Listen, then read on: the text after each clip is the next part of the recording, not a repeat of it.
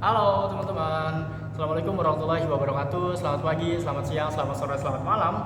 Perkenalkan, nama aku Muhammad Terakhir. Aku dari program studi psikologi Fakultas Kedokteran dan Ilmu Kesehatan Universitas Lambung Mangkurat Banjarmasin.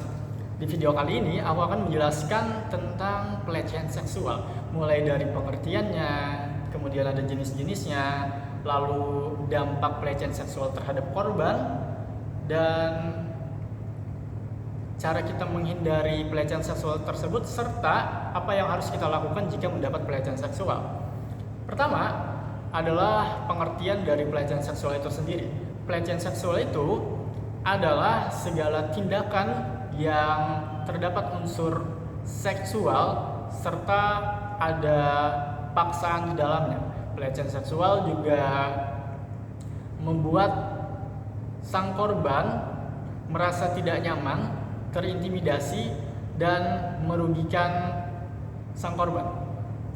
Jadi pelecehan seksual itu tidak hanya pelecehan secara fisik, tidak hanya pemerkosaan dan lain sebagainya. Pelecehan seksual itu ada banyak jenisnya. Dua diantaranya adalah pelecehan fisik dan pelecehan verbal. Seperti yang aku bilang, pelecehan fisik itu contohnya adalah pemerkosaan. Pelecehan fisik adalah pelecehan yang di dalamnya ada unsur sentuhan fisik. Contoh lainnya adalah, kalau teman-teman tahu, ada itu namanya begal payudara. Nah, itu salah satu contoh dari pelecehan fisik. Kemudian ada pelecehan verbal. Pelecehan verbal di zaman sekarang kita lebih kenal dengan sebutan catcalling. Contohnya, ketika ada perempuan misalkan lewat, kita panggil dengan nada menggoda yang membuat perempuan tersebut merasa tidak nyaman, merasa risih, dan itu bisa disebut sebagai pelecehan verbal. Nah, bagi teman-teman yang tahu jenis lain, macam-macam lain soal pelecehan, tulis di kolom komentar. Oke, baiklah, mantap. Selanjutnya ada dampak pelecehan seksual terhadap korban. Nah, pelecehan seksual ini bisa berdampak secara fisik maupun secara mental. Secara fisik, korban pelecehan seksual ini biasanya mendapatkan luka lebam karena saat pelaku hendak melakukan pelecehan seksual terhadap korban melakukan perlawanan, sehingga pelaku mungkin memukul korban dengan tangan atau semacamnya supaya korban diam. Jadi itu secara fisik. Luka yang disebabkan itu biasanya seperti luka pukulan, luka lebam, memar, biru, dan sebagainya. Selanjutnya adalah luka mental, atau aku menyebutnya adalah dampak secara psikologisnya. Nah, dampak secara psikologisnya ini biasanya berupa trauma. Trauma ini banyak, bisa menyebabkan korban itu takut untuk keluar rumah. Korban bisa jadi pendiam, mengurung diri, minder. Bisa juga pada korban anak-anak biasanya bisa berakibat mengganggu tumbuh kembang anak di masa depan. Anak bisa, tadi seperti yang aku bilang, bisa jadi pribadi yang tertutup saat dewasa. Anak bisa jadi takut terhadap orang baru. Anak menutup diri terhadap lingkungannya. Jadi itu adalah beberapa dampak fisik dan psikologis yang disebabkan oleh pelecehan seksual. Selanjutnya adalah cara kita menghindari pelecehan seksual. Nah, pelecehan seksual ini terjadi hampir kapan saja dan di mana saja, di situasi yang tidak bisa kita prediksi. Maka dari itu, langkah pertamanya adalah kita harus selalu waspada terhadap lingkungan sekitar kita. Karena pelecehan seksual bisa terjadi, bahkan bisa dilakukan oleh orang-orang terdekat, seperti tetangga, bahkan keluarga, atau yang lebih buruk adalah dilakukan oleh guru atau dosen atau guru ngaji yang sering kita dengar akhir-akhir ini. Nah, jadi yang pertama itu adalah waspada, teman-teman. Kedua adalah kita hendaknya menggunakan pakaian sopan saat keluar rumah maupun berada di lingkungan di luar rumah. Intinya setelah keluar rumah itu hendaknya kita menggunakan pakaian yang sopan. Kenapa? Karena seperti yang aku bilang tadi, pelecehan seksual itu terjadi kapan saja dan di mana saja, tidak pandang orang, tidak pandang fisik. Tidak pandang orang dan tidak pandang fisik. Jadi kita harus menjaga diri kita. Salah satunya yang tadi menggunakan pakaian yang sopan. Meskipun pakaian yang sopan tidak menjadi tolak ukur seseorang tidak menjadi korban pelecehan seksual, tapi setidaknya itu kita sudah menutup salah satu faktor penyebab pelecehan seksual. Kenapa? Karena pelaku pelecehan seksual bisa saja yang awalnya tidak ada niatan untuk melakukan pelecehan menjadi terpicu karena melihat seseorang menggunakan pakaian yang tidak sopan, entah itu terbuka, ketat, dan mengundang gairah. Nah, itu dia. Intinya gunakanlah pakaian yang sopan jika kalian keluar rumah, teman-teman.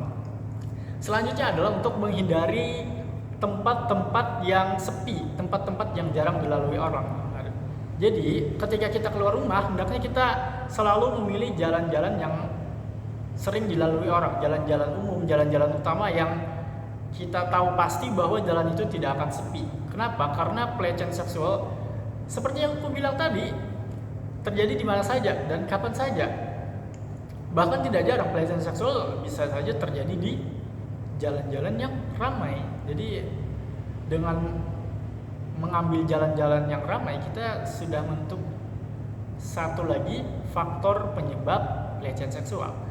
Kemudian yang keempat ada kita menghindari waktu-waktu atau jam-jam yang rawan.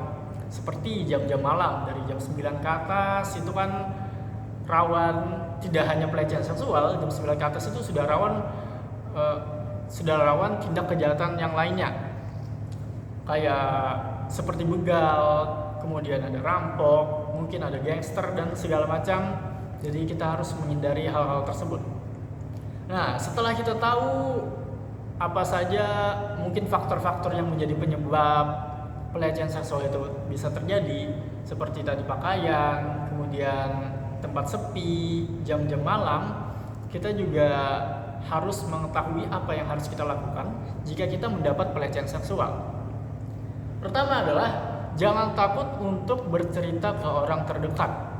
Itu adalah intinya, jangan takut untuk bercerita jika kalian mengalami pelecehan seksual. Kenapa? Karena jika kita takut untuk bercerita, jika kita takut untuk menceritakan hal pelecehan yang kita alami, pelaku bisa saja melakukan pelecehan secara berulang-ulang jika kita terus diam. Maka dari itu, jangan takut untuk bercerita. Ke orang-orang terdekat boleh, ke teman boleh, orang tua boleh. Ya, jadi ceritalah teman-teman, gunakan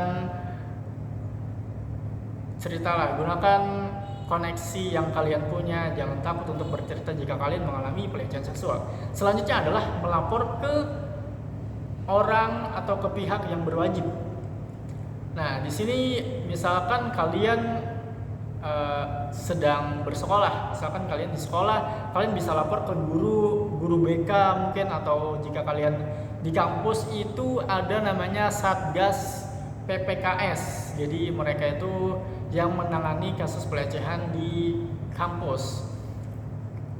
Kalau untuk skala yang lebih luas, kalian bisa minta perlindungan ke Komnas Perempuan, ada juga Lembaga Perlindungan Anak Indonesia, ada juga Kementerian Pemberdayaan Perempuan dan Perlindungan Anak Indonesia. Jadi kalian juga sebagai korban pelecehan seksual itu ada dilindungi oleh pemerintah, kalian dilindungi oleh negara. Di Indonesia sendiri ada yang namanya Undang-Undang TPKS, Undang-Undang Tindak Pidana Kekerasan Seksual. Itu Undang-Undang nomor 12 tahun 2002. Jadi di undang-undang tersebut dijelaskan mengenai proses pelaporan mengenai segala macam hal tentang pelecehan seksual. Jadi jangan takut. Nah, itu adalah poin ketiga. Poin ketiga adalah jangan takut. Jika kalian mengalami pelecehan seksual, jangan takut. Katakan saja, ceritakan saja ke orang-orang terdekat kalian. Selanjutnya adalah jangan malu. Kenapa? Kalian meskipun mendapat pelecehan seksual, kalian menurut aku pribadi, kalian tidak akan kehilangan kehormatan kalian. Kalian tetap memiliki kehormatan kalian. Kenapa? Karena kalian dipaksa. Yang seharusnya malu, yang seharusnya tidak memiliki kehormatan adalah pelaku pelecehan seksual. Mereka telah diperbudak oleh nafsu mereka. Jadi kalian sebagai korban itu jangan takut. Ceritakan saja, laporkan saja, jangan takut. Bagaimana jika misalkan yang melakukan pelecehan itu orangnya yang punya kedudukan, yang punya jabatan? Ya sudah, laporkan saja, tidak masalah. Intinya laporkan teman-teman, jangan takut, jangan malu. Pemerintah ada untuk kalian.